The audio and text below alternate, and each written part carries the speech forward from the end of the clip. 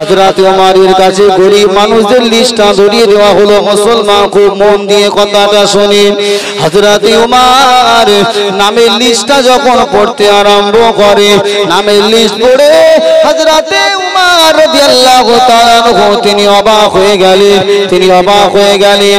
কেন নয়, গরিব মানুষদের তালিকায় এক নম্বরে যার নামটা লেখা ছিল তিনি আর অন্য কেউ নয়, তিনি ছিলেন হযরত ওমরের মনোনীত গভর্নর, সিরিয়ার যিনি গভর্নর, নাম হলো হযরত সাঈদ ইবনে আমির আল জুমাহি। জোরে বলুন সুবহানাল্লাহ। ওমর রাদিয়াল্লাহু তাআলা আনহু যুগে সিরিয়ার একটা শহরের নাম হিম, এই হিম শহরের গভর্নর হযরত ওমর রাদিয়াল্লাহু তাআলা আনহু তার মনোনীত একজন ব্যক্তি যার নাম ছিল হযরত সাঈদ ইবনে আমির আল জুমাহি, তাকে মদিনা থেকে সিরিয়ার এই হিম শহরের গভর্নর করে হযরত ওমর রাদিয়াল্লাহু তাআলা আনহু পাঠিয়েছেন। এক তারিখে হযরত ওমর হুজুরের কাছে ওই সিরিয়া শহরের কিছু মুসাফির মানুষ, কিছু ব্যক্তি মদিনার জমিনে আসলো হযরত ওমরের কাছে। হযরত ওমরের কাছে কিছু নামের লিস্ট ধরিয়ে দিলেন যে হুজুর, আমরা হচ্ছে সিরিয়ার গরিব মানুষ, আমাদেরকে কিছু অর্থ আপনাকে দিতে হবে।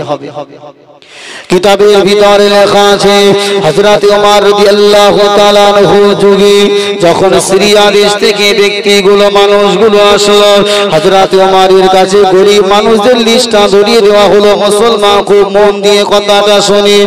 হযরত ওমর নামের লিস্টটা যখন পড়তে আরম্ভ করে, নামের লিস্ট পড়ে হযরত ওমর রাদিয়াল্লাহু তাআলা আনহু তিনি অবাক হয়ে গেলেন। কেন নয়, গরিব মানুষদের তালিকায় এক নম্বরে যার নামটা লেখা ছিল তিনি আর অন্য কেউ নয়, তিনি ছিলেন হযরত ওমরের মনোনীত গভর্নর, সিরিয়ার যিনি গভর্নর, নাম হলো হযরত সাঈদ ইবনে আমির আল জুমাহি। জোরে বলুন সুবহানাল্লাহ।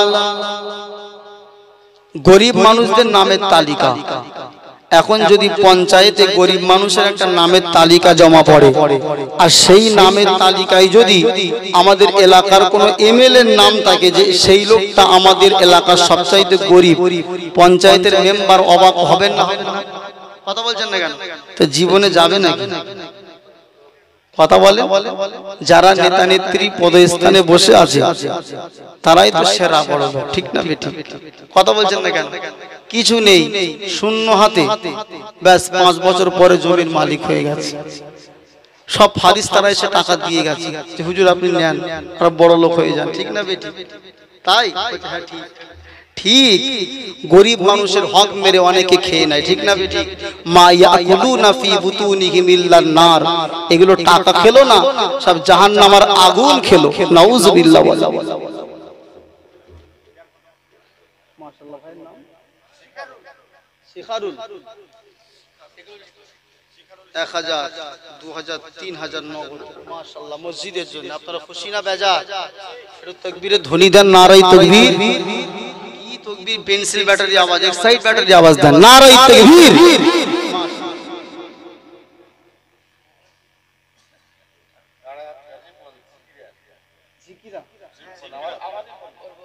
আচ্ছা, উনিও 2500। তাহলে দুই বন্ধু মিলে 5500। বন্ধু হন তো এরকম হন, মাশাআল্লাহ। হ্যাঁ, রিপন হিন্দু না মুসলিম? তো রিপন আমার নাম হয় না? হ্যাঁ হ্যাঁ মাশাআল্লাহ, আল্লাহ কবুল করে, সকলে বলি আল্লাহুম্মা আমিন। দুজন বন্ধু মিলে 5500 টাকা, খুশি না বেজার? একটু জোরে তাকবীর দেন, নারায়ে তাকবীর। আরো জোরে বলেন নারায়ে তাকবীর। বাবা আমার হযরত ওমর রাদিয়াল্লাহু তাআলা আনহু নামের লিস্টটা দেখে অবাক, তিনি খুশি হলেন যে আমার পাঠানো গভর্নর সেই এলাকার সবচাইতে গরিব মানুষ, তার মানে আমার সাঈদ আল জুমাহি, সে খুব সুন্দর করে দেশ পরিচালনা করছে, কোনো পয়সা সে লুটতরাজ করে না। হযরত ওমর খুশি হয়ে 1000 স্বর্ণের টাকা একজনকে দিয়ে তার কাছে পাঠিয়েছে। সুবহানাল্লাহ। হাদিয়া হাদিয়া হাদিয়া কবুল করা যায় যাচ্ছে না নেই সুন্নাত। হযরত ওমরের মনোনীত প্রার্থীর কাছে যখন 1000 স্বর্ণ মুদ্রা নিয়ে যাওয়া হলো, হযরত সাঈদ ইবনে আমির আল জুমাহি টাকাটা হাতে নিয়ে তিনি খুশি হলেন না। ইন্না লিল্লাহি ওয়া ইন্না ইলাইহি রাজিউন বলে তিনি যা চিল্লে উঠলেন, চিৎকার মেরে উঠলেন। ঘরের ভিতর থেকে স্ত্রী বলল, ও আমার স্বামী, এত জোরে চিৎকার কেন করলেন? মুসলমানদের কোনো ক্ষতি হলো নাকি? হযরত ওমর কি কতল হয়ে গেল নাকি? না না না না। হযরত সাঈদ ইবনে আমির আল জুমাহি বললেন, ও প্রাণের বিবি আমার, আমাকে দুনিয়ার পয়সা দিয়ে আখিরাতকে নষ্ট করবা হচ্ছে, আমি এই জন্য চিৎকার মারলাম। আমি দুনিয়ার কোনো অর্থ চাই না, টাকা চাই না। এ ওমরের দূত, এই 1000 স্বর্ণ মুদ্রা নিয়ে ওমরের কাছে ফিরিয়ে দাও, আমি এই টাকাটা নিতে চাই না। ফিরিয়ে দেবে চিন্তা করলো না, ফিরিয়ে দিয়ে লাভ নাই। তিনি কি করলেন? টাকাটা নিয়ে সিরিয়ার সমস্ত গরিব মানুষদের মাঝে 1000 স্বর্ণ মুদ্রা দান করে দিলেন। সুবহানাল্লাহ, এটা জোরে বলুন সুবহানাল্লাহ। হযরত উমরের কাছে গিয়ে বলছেন, হুজুর আপনি যার কাছে পাঠিয়েছিলেন টাকা দিলাম, সব দান করে দিয়েছে। হযরত উমর আবার খুশি, আবার 1000 স্বর্ণ মুদ্রা দিয়ে পাঠিয়েছে। তিনি আবার নিয়ে আসলেন। হযরত সাঈদ ইবনে আমির আল জুমাহি রাদিয়াল্লাহু তাআলা আনহু তিনি আবার দান করতে যাবেন, এমন সময় স্ত্রী এসে বললেন, স্বামী আমার, দান আপনি করে দেন, কোনো বাধা দেব না, তবে ঘরের কথাও একটু চিন্তা করুন। আমাদের ঘরেতে খাবার তেমন কিছু নাই, সেই জন্য আপনাকে বলবো কিছু খাবারের টাকাটা রেখে দেন। হযরত সাঈদ ইবনে আমির আল জুমাহি রাদিয়াল্লাহু তাআলা বিবিকে ডাক দিয়ে বললেন, ও প্রাণের বিবি আমার, আমাদের তো ভাঙা বাড়ি, আমরা যদি ভাঙা বাড়িতে টাকাগুলো রাখি, না জানি কোনো টাকা তাবা চুরি করে নিয়ে পালায় কিনা। ও বিবি আমার, তার থেকে একটা কাজ করি, একটা মানুষের কাছে টাকাটা কারোর কাছে আমানত রেখে দিই, যখন আমাদের প্রয়োজন হবে তখনই আমরা টাকাটা তার কাছ থেকে নিয়ে নেব।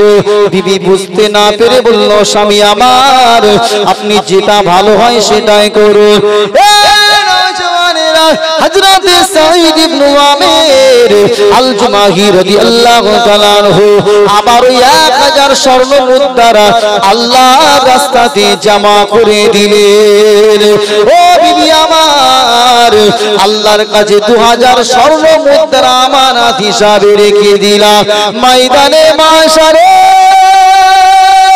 কিয়ামতের দিবসে যেদিন নাজাতের কোনো ওসিলা থাকবে না, কেউ কারো সহযোগিতা করতে আসবে না, আল্লাহর কাছে আমানত রেখে দিলাম। কিয়ামতের দিনে আমি আর তুমি আল্লাহর কাছ থেকে আমানতটা আবার নিয়ে নেব। জোরে বলেন মাশাআল্লাহ। টাকার মালিক নয়, গরিব মানুষ, খাওয়া হচ্ছে না, তারপরেও হযরত সাঈদ ইবনে আমির আল জুমাহি সব টাকা দান করে দিলেন। জোরে বলবেন না সুবহানাল্লাহ। হযরত ওমর খুব খুশি হয়েছেন, বললে কে কোথায় আছো, আমার জন্য সাওয়ারি তৈরি করো, আমি আমার সাঈদের সঙ্গে দেখা করতে যাব। সুবহানাল্লাহ। মদিনা থেকে সিরিয়াতে হযরত ওমর আসলেন, দেখা করবেন, এরকম একটা সভা আয়োজন করা হলো। সিরিয়ার হিমসের মানুষরা সবাই হযরত উমরের সম্মুখে বসে আছে। হযরত উমর রাদিয়াল্লাহু তাআলা আনহু বলছেন, হে হিমস শহরের মানুষেরা, আমার মনোনীত, আমার পাঠানো গভর্নর সাঈদের ব্যাপারে তোমাদের কোনো অভিযোগ আছে নাকি? একজন মানুষ দাঁড়িয়ে গেলেন, ওনার দেখা দেখি আরেকজন দাঁড়িয়ে গেলেন, ওনার দেখা দেখি আরেকজন দাঁড়িয়ে গেলেন। তিনজন ব্যক্তি, তিনজন মানুষ হযরত সাঈদ ইবনে আমির আল জুমাহির ব্যাপারে আপনার হযরত সাঈদ ইবনে আমির আল জুমাহির ব্যাপারে অভিযোগ করবার জন্য তিনজন দাঁড়িয়ে গেছে। আমার মনে মনে ভাবছে, আমার মনোনীত প্রার্থী সাঈদ ইবনে আমির এত ভালো মানুষ, তারপরেও তিনজন কেন দাঁড়ালো? তোমার অভিযোগ কি? প্রথম নম্বরে বলছেন, হুজুর আমরা আমাদের নেতাকে দিনের বেলা পাই কিন্তু রাতের বেলা পাই না। কথাটা খুব ভালো করে শুনেন। হুজুর আমাদের নেতাকে আমরা সপ্তাহে একটা দিন করে ছুটি নিতে দেখি, সপ্তাহে একদিন ছুটি নিতে দেখি। 3 নাম্বার অভিযোগ হলো হুজুর আমাদের যিনি গভর্নর রয়েছেন তিনি মাঝে মধ্যেই দেখি বেহুশ হয়ে পড়ে যান। হযরতে উমর সাঈদকে ডাক দিয়ে বলে, হে বাবা সাঈদ, হে বাবা সাঈদ, তুমি দিনের বেলায় এদের সঙ্গে দেখা করো, রাতে কেন দেখা করো না? এই সময় হযরতে সাঈদ ইবনে আমির আল জুমাহি রাদিয়াল্লাহু তাআলা আনহু বলেছিলেন, হুজুর বিয়াদবি নেবেন না, আমি সাঈদ ইবনে আমির দিন আর রাতকে দুটো ভাগে ভাগ করে নিয়েছি। আমি দিনের বেলায় আল্লাহর মাখলুকের সেবাতে নিয়োজিত থাকি 12 ঘন্টা, আর রাতের বেলা আমার আল্লাহ আমার মালিককে খুশি করবার জন্য ব্যয় করি। জোরে বলুন সুবহানাল্লাহ। এই নওজওয়ান তরুণেরা, এ আমার যুবক ভাইরা, এ আমার সোনা ভাইরা, আপনার এই মূল্যবান সময় 24টা ঘন্টা এর হিসাবটা কিন্তু আল্লাহর সম্মুখে দাঁড়িয়ে দাঁড়িয়ে দিতে হবে। মনে করবেন না মরে গেলেন আর হয়ে গেল, না না, কসম খোদার করে বলছি আমার আল্লাহ আপনার এই দিনের হিসাব বয়সে হিসাবটা নেবে। আপনার 24টা ঘন্টার ভিতরে 2 ঘন্টা আপনার কাছ থেকে ফেসবুক পায়, 2 ঘন্টা ইউটিউব আপনার কাছ থেকে পায়, 2 ঘন্টা গেম আপনার কাছ থেকে পায়, 2 ঘন্টা আপনার গার্লফ্রেন্ড আপনার কাছ থেকে পায়। কিন্তু যে আল্লাহ আপনাকে তৈরি করেছে ওই আল্লাহর জন্য 1টা ঘন্টা আপনার সময় নাই। ঠিক না বেঠিক জোরে বলেন? ঘন্টা কি ঘন্টা মোবাইল ঘাটছে অসুবিধা হয় না, কিন্তু 5 ওয়াক্ত নামাজ পড়া ফরজ, 5 ওয়াক্ত ফরজ নামাজ আর সুন্নাত নামাজ মিলে আপনি যদি সবগুলো একত্রিত করেন খুব জোর হলে আপনার 1.5 ঘন্টা সময় লাগবে। 24 ঘন্টার ভিতরে সময়কে আপনি টাইম দিতে পারেন, কিন্তু আমার আল্লাহ যে আপনাকে তৈরি করেছেন, চলবার ক্ষমতা, দেখবার ক্ষমতা, খাওয়ার ক্ষমতা দিয়েছেন, সে আল্লাহর বান্দা আমরা গোলাম, মাত্র 1.5 ঘন্টা 1 ঘন্টা সময়টা দিতে পারি না। আল্লাহর কাছে কিভাবে আপনি মুখ দেখাবেন? যুবক ভাইরা, আমার মায়েরা বোনেরা, কিন্তু চিন্তা করুন আমার আল্লাহ কত বড় দয়াবান, কত বড় মেহেরবান। যে বাপ সন্তানকে জন্ম দিয়েছে, যে মা সন্তানকে জন্ম দিয়েছে, কত মহাব্বত, কত ভালোবাসে সন্তানকে, কিন্তু এই সন্তান যদি পিতা মাতার অবদ্ধ হয়ে যায়, বাপও কিন্তু অনেক ছেলেকে তেজ্য পুত্র করে, আছে না নাই? জোরে বলে। তাহলে বাপ ছেলেকে রাগ দেখায়, আপনার তেজ্য পুত্র করে, মায়ের সঙ্গে মনের মিল হয় না, মায়ের কথা মতো না চললে মাও ছেলের উপরে রাগ করে। মনে রাখুন, কিন্তু আমার আল্লাহ এত বড় দয়াবান, এত বড় মেহেরবান। বান্দা গুনাহ করে, বান্দা যখন গুনাহ করবার সময় পৃথিবীর সমস্ত মানুষকে চোখে পাকি দিয়ে গুনাহ করবার জন্য বদ্ধ ঘরের ভিতরে ঘরের দরওয়াজা জানালা বন্ধ করে দিয়ে বান্দা গুনাহ করে, ওই ঘরের দরওয়াজা জানালার ফাঁকা দিয়ে ছিদ্র দিয়ে আমার আল্লাহ বান্দার জন্য নিঃশ্বাসের ব্যবস্থাটা করে দেয়।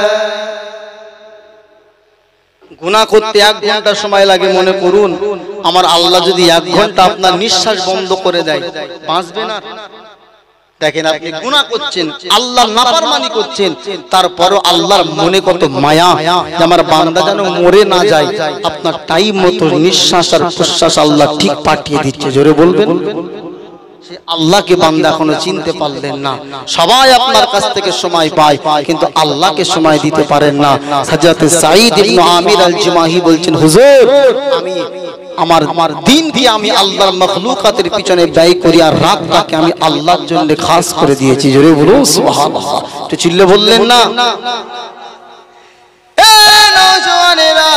হযরত ওমর বললেন, বাবা সাঈদ আমি বুঝলাম তুমি রাত্রে বেলায় জন্য আসো না, কিন্তু সপ্তাহে একটা দিন কেন ছুটি করো? হুজুর বিয়াদবি নেবেন না, আমি সাঈদ পরনে যে কাপড় কাপড়টা আপনি দেখতে পান, আমার বাড়িতে কাপড়টা ছাড়া দ্বিতীয় কোনো কাপড় আর নাই। হুজুর সারা সপ্তাহ আমি মানুষের কাছে ওঠা বসা করি, শরীরের ঘামে আমার আপনার শরীরে পোশাকটা গন্ধ হয়ে যায়। হুজুর সপ্তাহে একদিন করে আমি এটাকে পুনরায় পরিষ্কার করি, পরিষ্কার করে শুকাতে আবার পুনরায় শরীরে জড়িয়ে আসতে আমার একটু দেরি হয়ে যায়। হুজুর সে কারণে আমার সপ্তাহে একটা দিন ছুটি হয়ে যায়। তৃতীয় নাম্বার হযরতে সাঈদকে বলল, বাবা সাঈদ তুমি কেন মাঝে মাঝে বেহুশ হয়ে যাও? ওই সময় হযরতে সাঈদ ইবনে আমির আল জুমাহি হাওমা করে কেঁদে ফেললেন, চোখে দিয়ে চোখের পানি ঠোসা পড়তে লাগে। ও আমিরুল মুমিনিন, হুজুর বেয়াদবি নেবেন না, আমি সাঈদ ইবনে আমির আমার এই দুঃখের কথাটা বলতে গেলে আমার কলিজায় রক্তক্ষরণ হয়। হুজুর আমি যখন ইসলাম কবুল করি নাই, আমি যখন কাফের ছিলাম, আমার এলাকাতে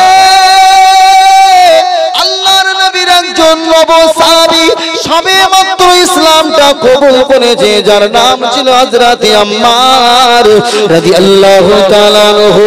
হুজুর আমি তখনও কলেমা পড়ে মুসলমান হই নাই, আমি কেন মাঝে মাঝে বেহুশ হয়ে যাই তার কারণটা ছিল এটা। হুজুর আমি আম্মার যখন ইসলাম কবুল করে রাস্তা দিয়ে বাড়িতে হেঁটে হেঁটে হেঁটে হেঁটে আসছিল, আমার এলাকার কিছু কাফেরেরা, কাফের নেতারা नारा रिसालत, नारा रिसालत, मसलक आला हजरत मुनाजिर अहले सुन्नत मुफ्ती मौलाना मोहम्मद अली हसन साहिब, नारा तकबीर, नारा रिसालत। বাবাজি স্টেজে বক্তা চলে আসার পরে আলোচনা করাটা একটা চরম। আমি সংক্ষেপে বলে দিই, হযরতে আম্মার রাদিয়াল্লাহু তাআলা আনহু ইসলাম কবুল করার পরে জালেমেরা বলছে আম্মার ইসলাম ছেড়ে দাও। হযরতে আম্মার রাদিয়াল্লাহু তাআলা আনহু বললেন, শোনো মক্কার মানুষেরা নবীর হাতে কলেমা পড়েছি, জান সঁপে দিয়েছি, জান চলে গেলেও আর কলেমা ছাড়বো না। জোরে বলে, একটু চিল্লে বলে সুবহানাল্লাহ। হযরতে সাঈদ ইবনে আমির বলছে আমার সামনে হযরতে আম্মারকে একটা খাম্বার সঙ্গে আটকে দেওয়া হলো, সারা শরীরে ছুঁচের আঘাত করা হলো, সারা শরীর দিয়ে রক্ত ফিনকি দিয়ে বার হতে লাগলো। হযরতে আম্মার একটা সময় শাহাদাত বরণ করলো। আমি সাঈদ দূর থেকে দৃশ্যগুলো দেখছিলাম। আমি যখন ইসলাম কবুল করলাম, আমার মনে মনে একটা ভয় শুধু হয়, কিয়ামতের দিবসে আল্লাহ যদি আমি সাঈদ আমাকে প্রশ্ন করে, সাঈদ তোমার সম্মুখে আমার বান্দা আম্বারকে মারা হচ্ছিল, তুমি কেন প্রতিবাদ করলে না? হুজুর এই ভয়টা আমার সব সময় মনে হয়, যখন আমার মাথায় এই চিন্তাটা আসে আমি বেহুশ হয়ে যাই। ভাই আমার, তাহলে একজন জনপ্রতিনিধি, একটা শহরের গভর্নর, সবচাইতে এলাকার গরিব মানুষ, তার দানশীলতা, তার আল্লাহ ভীরুতা, তার দিন কতটা মহাব্বত, তার দিনের প্রতি কতটা ভালোবাসা, আর আমরা একটু টাকার মালিক হয়ে গেলে ব্যাস আল্লাহ ভোলা হয়ে যায়।